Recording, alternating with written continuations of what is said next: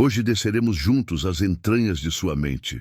Ou seria um porão sem portas, onde o super-eu sussurra com a voz da mãe e o id se banha em sangue. Albert Fish, o vampiro de Nova York. O velho cinzento que andava entre as ruas como um avô inofensivo, mas carregava nos bolsos agulhas, panos e instrumentos de tortura. Um homem que dizia ouvir a voz de Deus mandando devorar crianças.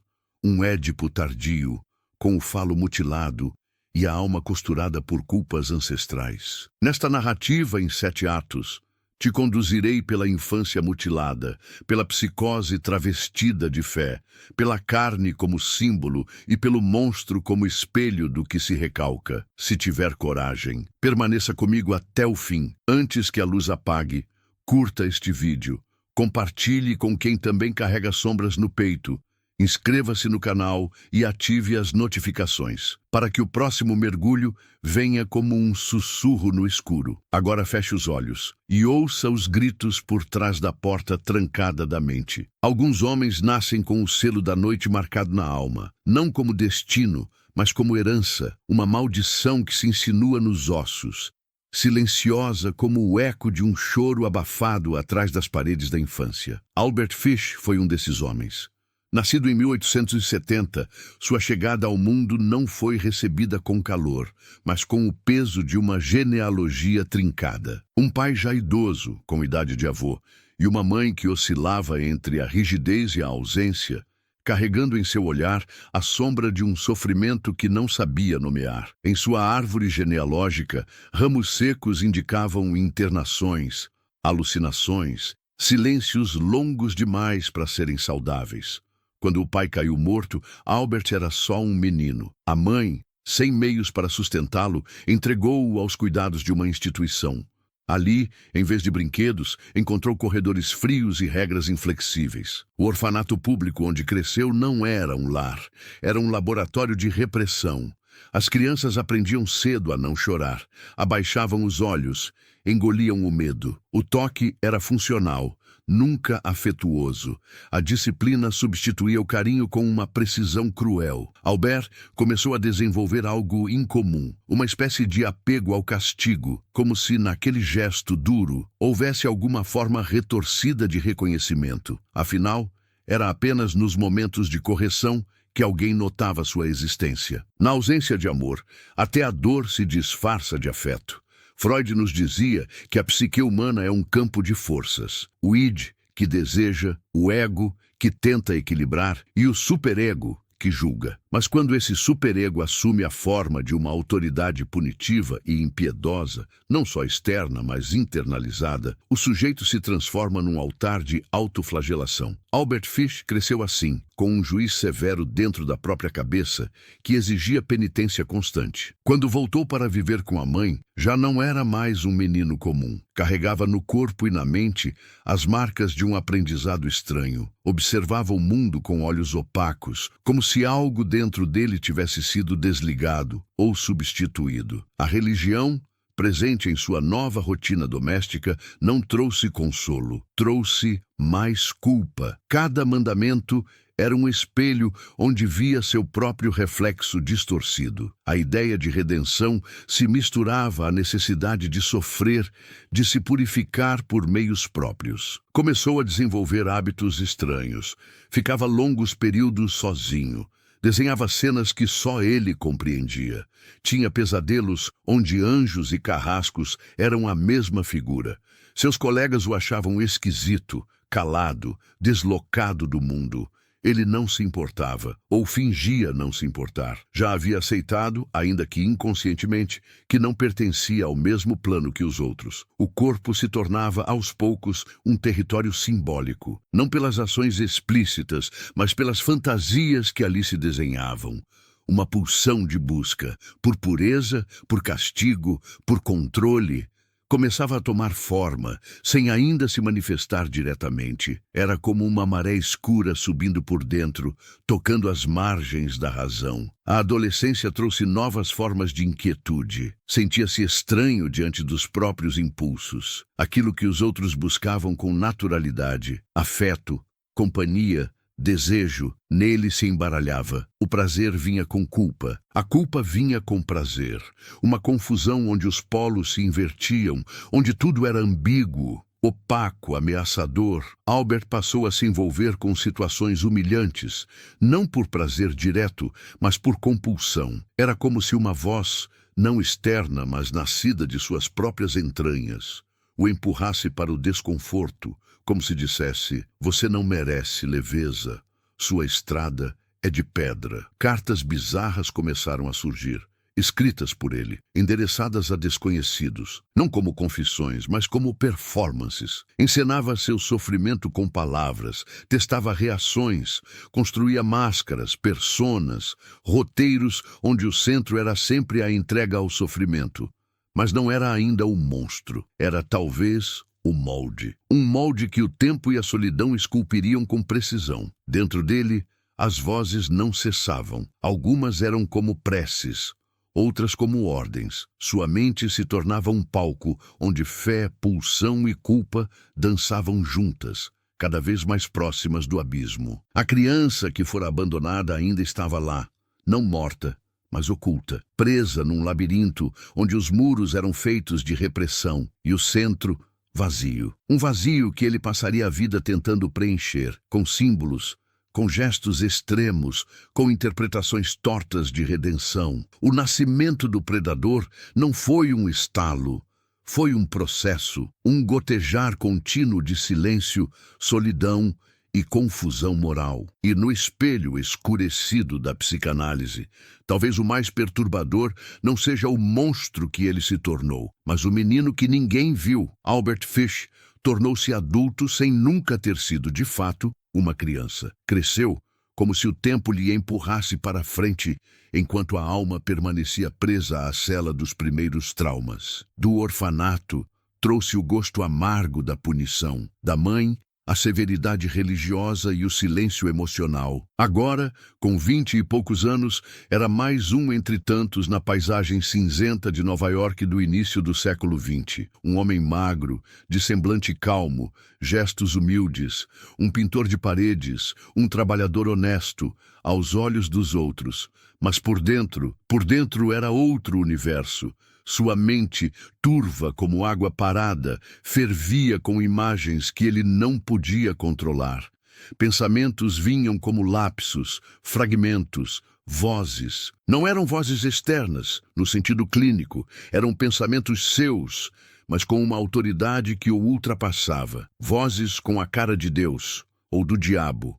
Vozes que misturavam catecismos e delírios, culpa e desejo. A religião, longe de ser consolo, tornava-se instrumento de autoflagelo. Ele lia a Bíblia compulsivamente, não em busca de conforto, mas de justificativa para os impulsos que o corroíam. Via nos martírios dos santos um reflexo de si. Identificava-se com os flagelados, com os mártires, com os que ofereciam o próprio corpo em nome de algo maior. Só que, para Fish, esse algo maior era difuso, um misto de punição moral, desejo confuso e compulsão por sofrer. Freud falava do retorno do recalcado, quando aquilo que foi reprimido, enterrado, volta com força, geralmente de forma distorcida, sintomática, como um grito abafado que estoura por outra via. No caso de Albert, o retorno foi como uma maré, lento, mas inevitável. Ele começou a buscar situações onde pudesse sentir dor, mas agora não mais pela mão de terceiros. Ele próprio se tornava carrasco de si. Introduzia objetos metálicos em sua pele, em zonas íntimas, como forma de penitência. Costurava sua culpa no próprio corpo e guardava o segredo como quem cultiva um jardim secreto, mórbido, mas sagrado. A culpa era o solo, o desejo era a raiz e o sofrimento, a flor que brotava. Casou-se, teve filhos, tentou uma vida comum. O superego, agora com a voz da sociedade, exigia isso, normalidade. Mas a casca era fina. Ele amava os filhos, sim, mas com uma ternura fraturada. Nunca os tocou com malícia, dizem os registros, mas sua presença era uma sombra, instável, inquietante. À noite, enquanto todos dormiam, ele escrevia cartas. Não eram cartas de amor, mas de confissão e fantasia. Enviava-as a desconhecidos. Descrevia cenas simbólicas de submissão, de sofrimento e de arrependimento encenado. Cada palavra parecia mais uma tentativa de exorcizar algo ou de se expor em busca de castigo. Talvez quisesse ser descoberto, talvez quisesse ser punido, publicamente, definitivamente. Esse desejo de punição extrema, de escândalo, carrega ecos do superego que se tornou monstruoso, um superego que já não busca educar, mas destruir. Fish parecia desejar o mesmo fim de Cristo, mas sem ressurreição, apenas a cruz, apenas o sofrimento. Começou a acreditar que era escolhido, que Deus falava com ele, não com palavras, mas com sinais, uma dor aqui, uma luz que piscava ali, uma coincidência qualquer, tudo virava mandamento. Não era loucura pura, era delírio simbólico. O tipo de loucura que veste gravata, que paga aluguel, que leva os filhos para passear e que à noite ajoelha diante da própria dor como se estivesse no altar. Certa vez, Fish encontrou um panfleto religioso que falava de sacrifícios, de como a carne precisa ser negada. Ele leu aquilo como um chamado. A partir dali, suas práticas se intensificaram. A carne deixou de ser apenas corpo, virou símbolo, instrumento, moeda de troca entre ele e esse Deus que pedia e nunca estava satisfeito. A vida doméstica começou a ruir. A esposa, assustada com o comportamento errático, o abandonou levando os filhos. Fish ficou sozinho com seus delírios e suas práticas noturnas. Um eremita do sofrimento, um apóstolo da dor. Era comum vê-lo vagando por bairros pobres, observando. Seus olhos buscavam não vítimas, ainda não, mas paisagens mentais, lugares que evocavam memórias do orfanato, da infância, do castigo. Fish não caçava como predador. Ele buscava significados. Tudo em sua trajetória era símbolo. Cada gesto, cada rua, cada dor, cada objeto introduzido no próprio corpo era parte de um ritual caótico, onde desejo e punição se confundiam. A moral, para ele, era uma serpente de duas cabeças. Uma julgava, a outra desejava, e ambas o mordiam ao mesmo tempo. A transgressão, portanto, não era apenas perversão, era tentativa de transcendência. Um misticismo invertido, um culto privado onde o templo era seu corpo, o altar era o sofrimento, e o Deus, um reflexo turvo de sua própria culpa. E quando esse culto já não foi mais suficiente, quando a penitência já não dava conta da culpa, quando o castigo já não era suficiente para calar a voz dentro da cabeça, foi então que ele começou a olhar para fora. E o mundo, distraído, olhava de volta, sem perceber que a besta já caminhava entre eles, de terno, com Bíblia na mão e o inferno nos olhos. Dizem que o inferno começa com um pensamento. No caso de Albert Fish, o inferno foi se formando lentamente, gota a gota, como uma goteira invisível dentro do crânio. Já não bastava o castigo infligido a si. O altar, construído em sua própria carne, começava a parecer insuficiente. O Deus que o observava, esse Deus severo, feito de sombras e culpa, continuava exigindo oferendas. Mas o corpo dele já não era o bastante. Foi então que o mundo exterior se tornou um espelho, e cada rosto uma metáfora de si mesmo. Começou a caminhar por bairros pobres, ruas onde a esperança se desintegrava em poeira, procurando algo. Não buscava vítimas, ao menos não de forma consciente.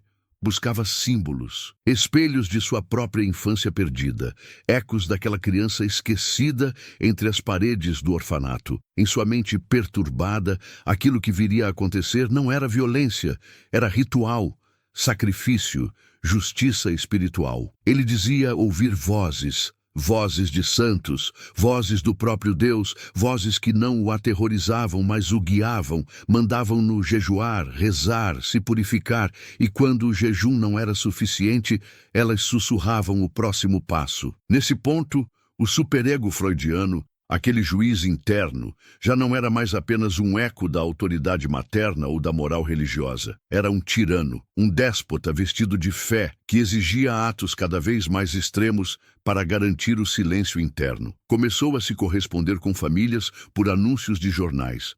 Inventava nomes. Fingia ser outro. Um homem decente, religioso, com intenções nobres. Aproximava-se devagar, sempre gentil, sempre correto. A máscara da normalidade era perfeita. E por trás dela, o caos. Foi nesse período que o delírio encontrou corpo. A primeira ação, não planejada, simbólica, cheia de significados internos, se concretizou. Um gesto atravessado pela fantasia de purificação e transcendência. Nada foi feito com pressa. Tudo foi construído com uma calma assustadora. Um teatro de sombras, onde ele era diretor, ator e espectador ao mesmo tempo. Mas não falaremos de detalhes. O que importa aqui é o símbolo. O ato cometido por Fish, que a imprensa chamaria mais tarde de abominável, demoníaco, inominável, não foi em sua mente um crime. Foi um chamado atendido, uma oferenda, uma continuação de seu culto privado. Ele acreditava estar salvando almas, expurgando o mal, executando um mandamento divino que só ele podia compreender. É nesse ponto que a psicanálise mergulha com força. Fish já não distinguia entre superego e divindade. O olhar julgador que o acompanhava desde a infância agora tomava a forma de Deus Pai, mas um Deus que falava com linguagem de dor, que exigia não apenas sacrifício, mas espetáculo. O ego, sem defesas, afundava. O id, com suas pulsões primitivas, se disfarçava de profecia.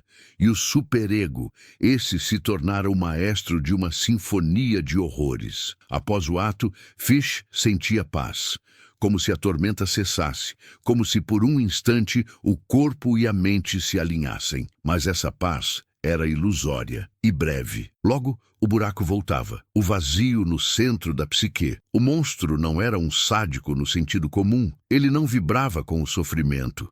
Ele o necessitava. Como um viciado necessita sua substância, como um sacerdote necessita o sangue para continuar a liturgia. Depois de cada ato vinha a escrita. Fish redigia cartas que não eram confissões, mas transcrições delirantes. Misturava orações, falas divinas imaginárias, detalhes que soavam como sonhos. Escrevia como quem psicografa o próprio inferno. Essas cartas eram enviadas para as famílias, não por prazer, mas como parte do rito, como se quisesse mostrar àqueles que sofriam que aquilo era um desígnio, uma missão divina, mas também talvez quisesse ser punido, ser descoberto, ser crucificado. Aqui, o ciclo freudiano da pulsão de morte se fecha com perfeição. O sujeito que busca sua própria aniquilação, que se sabota, que se joga nos braços do castigo para reencontrar uma ordem psíquica que nunca existiu. A sociedade, claro, ainda não percebia. Fish era invisível. Um velho magro, educado, franzino. Não parecia ameaçador. E isso só aumentava a dissonância. O horror escondido na fragilidade.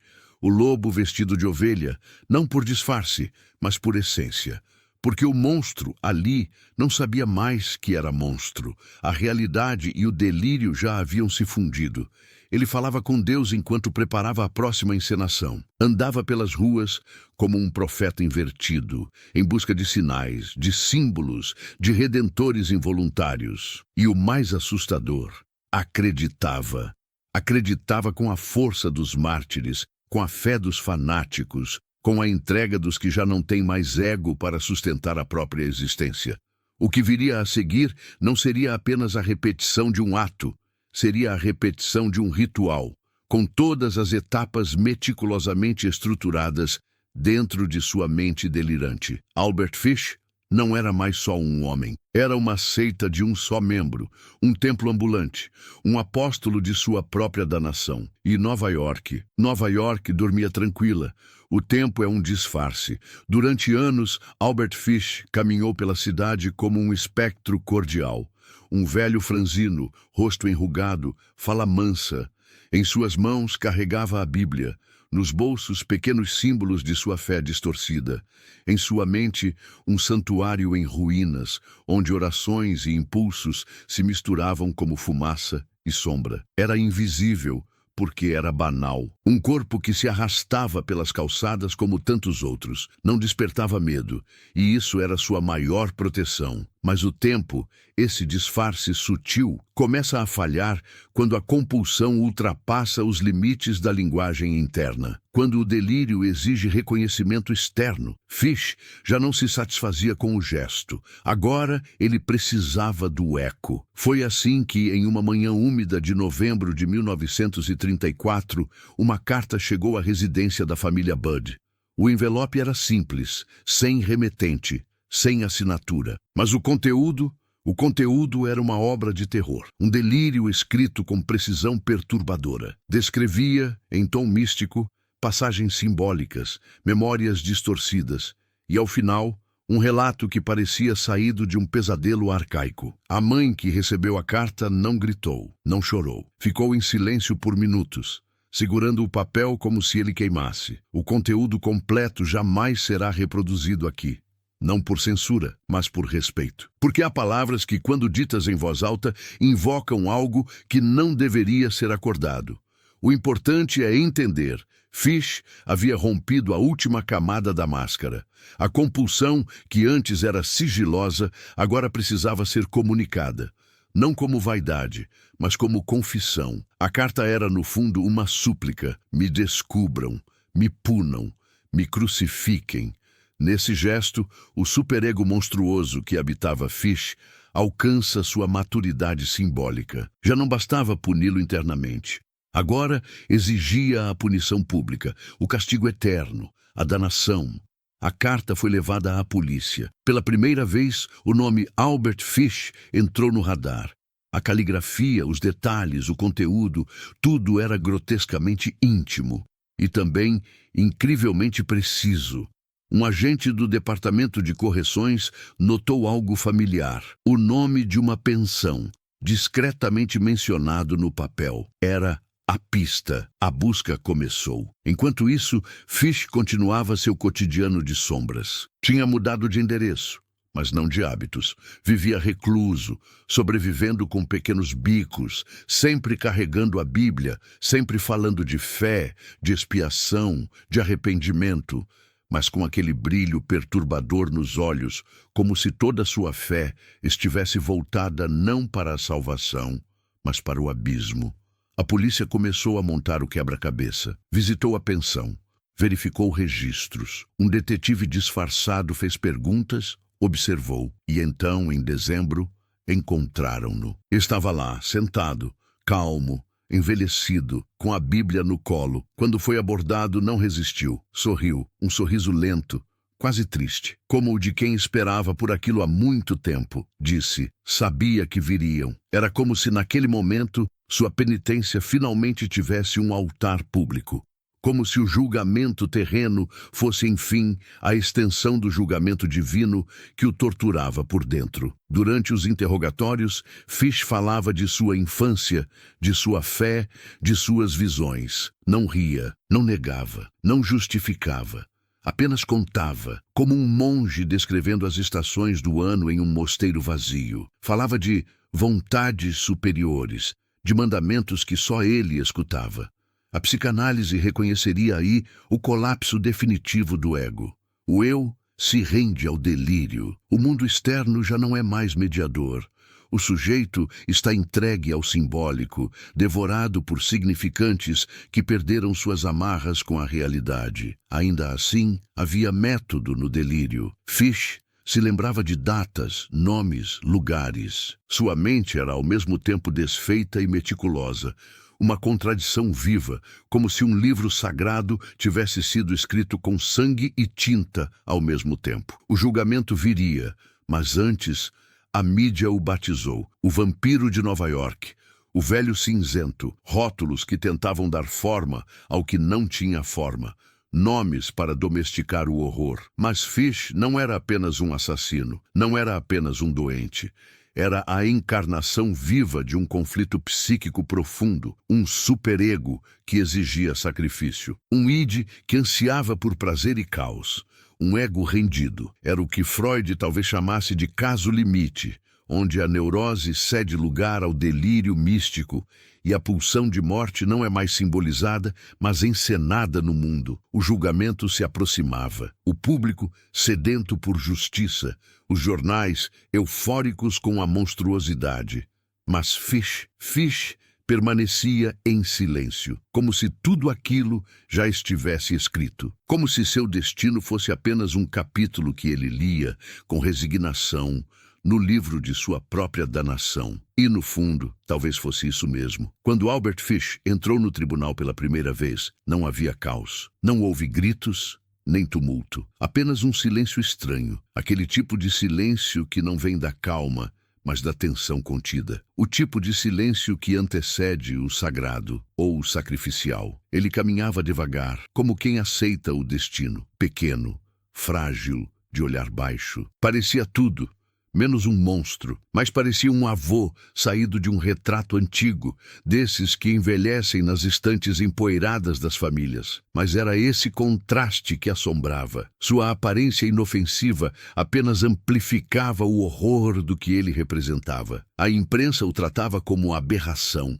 o vampiro, o canibal, o monstro em pele de gente. Mas, para a psicanálise, e talvez para o próprio Fish, aquele julgamento não era sobre crime, era sobre símbolo, sobre culpa, sobre delírio. No banco dos réus, ele parecia confortável, como se finalmente tivesse onde descansar, como se toda a sua trajetória, da infância aos delírios místicos, das autoflagelações às cartas perturbadoras, o tivesse conduzido ali, a uma espécie de altar público onde, enfim, poderia ser sacrificado.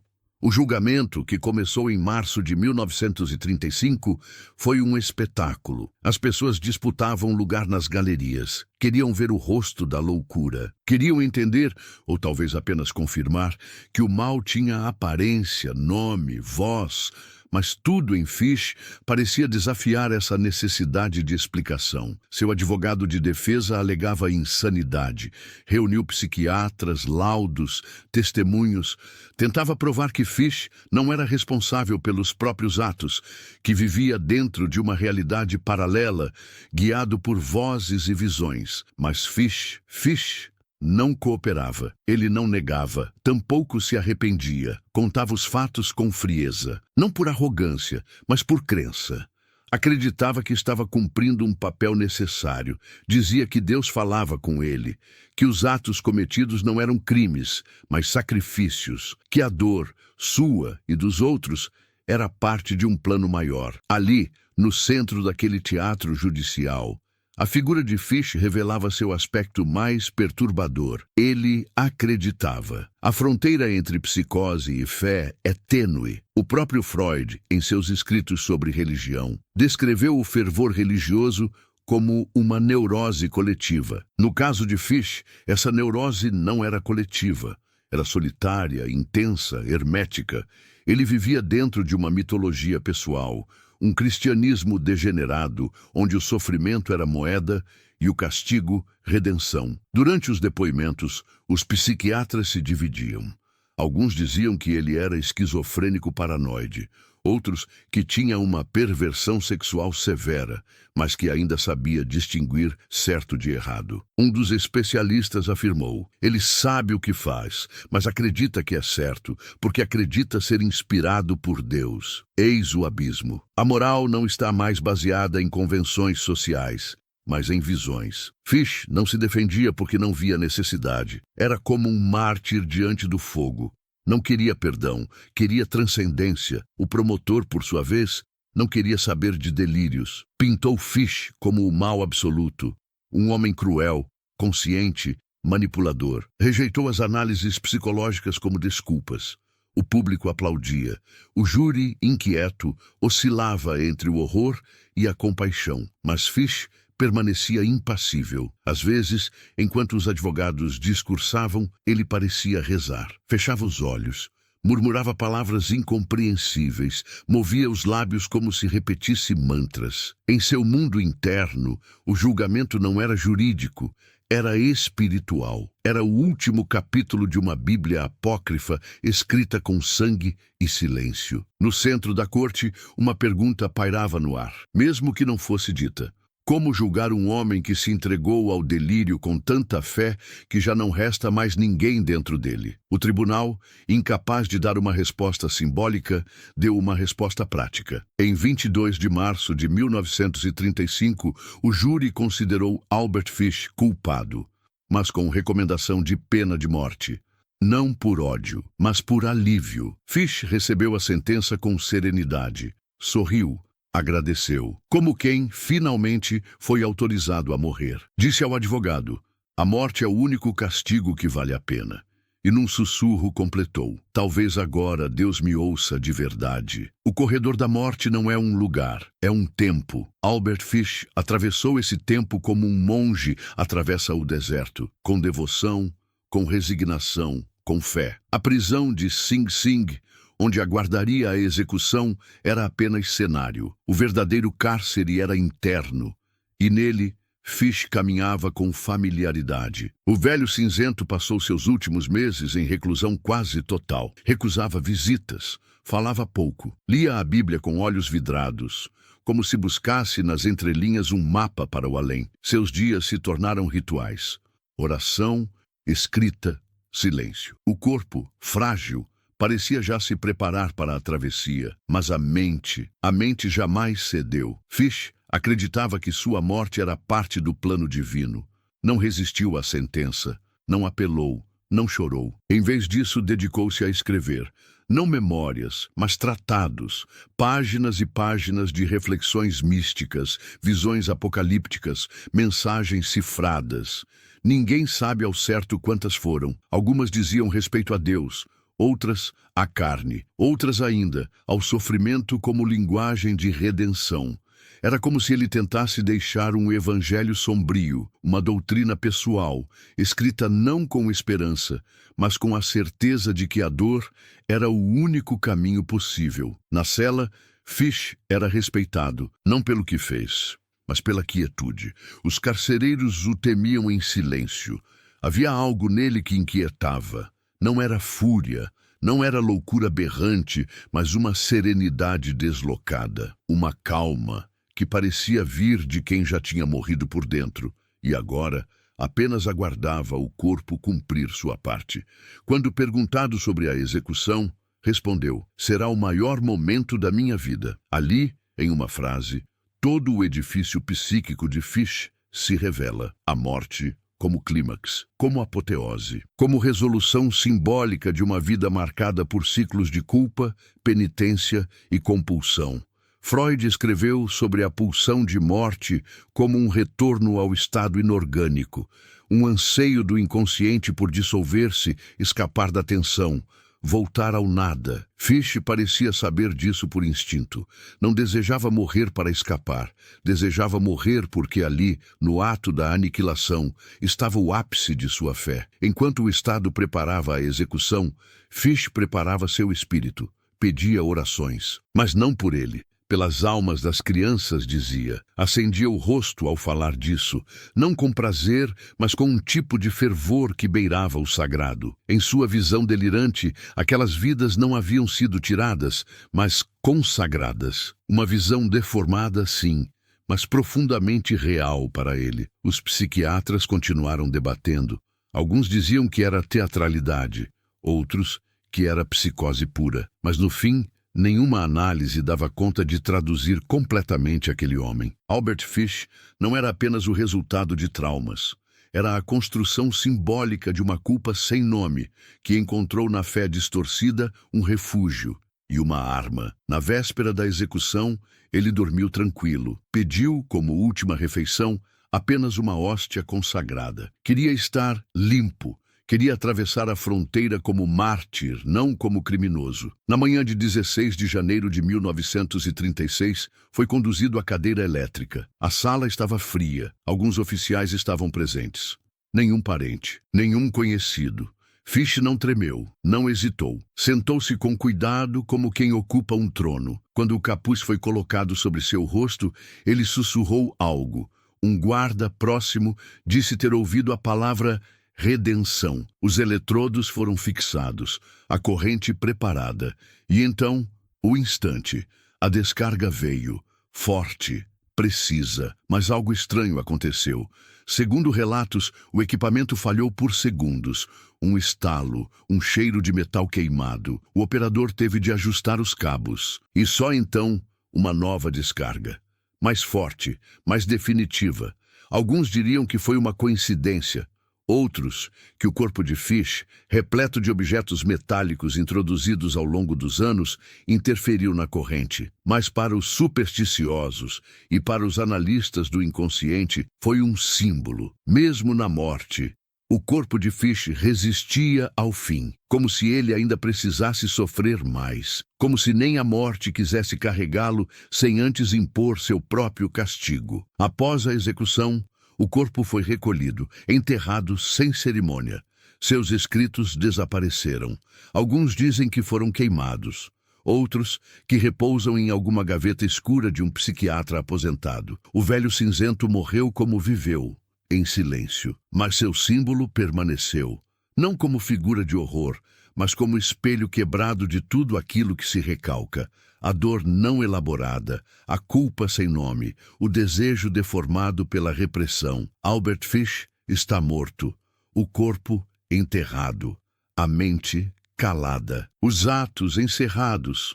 Mas o que ele representa, isso continua, vive nas entrelinhas, nos porões da cultura, nos labirintos da psique, no silêncio dos que preferem não perguntar de onde vêm os monstros. Sim, Fish foi um. Ninguém nega. Mas o que é um monstro senão um sintoma vivo, ambulante, de uma sociedade que falha em amar, em escutar, em cuidar. Freud nos ensinou que o inconsciente é atemporal, que tudo o que é reprimido volta. E quando volta, volta mascarado, em forma de sonho, de sintoma, de delírio ou de violência. Albert Fish foi, desde o início, um corpo abandonado ao acaso, uma infância marcada pela perda, pela instituição, pela dor como linguagem primária. Uma adolescência onde o desejo e a culpa foram costurados como irmãos siameses. Uma vida adulta onde a fé virou delírio. Mas e nós? O que fizemos com isso? O sistema que o devolveu à mãe sem supervisão. A religião que lhe deu culpa, mas não perdão. A cidade que o ignorou, porque era só mais um velho estranho. O que fizemos foi exatamente o que a psique faz com seus conteúdos intoleráveis. Recalcamos. Recalcar é empurrar para o fundo aquilo que não queremos ver. A dor, o trauma, o desejo inconfessável. Mas o recalcado não desaparece. Ele fermenta, apodrece. E um dia estoura, não como memória, mas como ato. Fish era um estopim, um ponto de ruptura, um retorno do reprimido em sua forma mais brutal. Mas se olharmos com olhos psicanalíticos, veremos que sua história não é uma aberração isolada. É um eco dos órfãos emocionais, dos corpos punidos em nome da moral, dos desejos distorcidos pela repressão, dos meninos que aprenderam que o amor vem junto da dor. E esses ecos continuam, em outros nomes, em outras formas, talvez não tão extremas, talvez silenciosas, mas continuam. O velho cinzento não era apenas um indivíduo, era um arquétipo. O da alma que, esmagada entre os gritos do id e as punições do superego, implode. E depois tenta se reconstruir como pode, com Bíblia, com dor, com símbolos tortos, com atos que gritam o que a linguagem não suporta. O inconsciente é uma casa assombrada, e Fish foi apenas uma de suas janelas quebradas. Agora que você chegou até aqui, escute. Este conto não é sobre ele. É sobre o que acontece quando não escutamos a infância ferida dentro de nós. Sobre o que nasce no escuro, quando ninguém ensina que o amor não precisa do castigo. Albert Fish não buscava prazer, buscava sentido e encontrou, no fundo da dor, uma fé que ninguém soube traduzir. E por isso, transformou-se no que transformou. Se esse mergulho nas trevas psíquicas te perturbou, curta este vídeo. Compartilhe com outros que têm coragem de olhar para o abismo. Inscreva-se no canal Psicanálise das Trevas e ative as notificações, porque o próximo mergulho pode estar mais perto do que imagina. Às vezes, ele mora no espelho, às vezes no vizinho, às vezes dentro de nós. Até a próxima sessão, ou até o próximo grito abafado que decidir se transformar em símbolo.